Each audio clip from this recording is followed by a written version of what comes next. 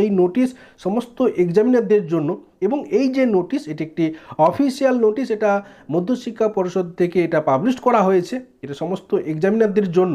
এখানে পরিষ্কার জানিয়ে দেওয়া হয়েছে পর্ষদের কাছে বেশ কিছু সংখ্যক ছাত্রছাত্রীদের যে নাম্বার সেটা একটু গরমিল লক্ষ্য করা গেছে, একটা সন্দেহজনকভাবে মনে হচ্ছে। অর্থাৎ ধরে নাও কোনো ছাত্র বা ছাত্রী হয়তো বেশিরভাগ সাবজেক্টগুলোতে হয়তো 62 পেয়েছে, 67 পেয়েছে, 57 পেয়েছে, কোনো একটা নির্দিষ্ট বিষয়ে সে হয়তো 27 তার নাম্বার শো করছে। এখানে পর্ষদের মনে হচ্ছে এটা হয়তো 72 হতে পারে।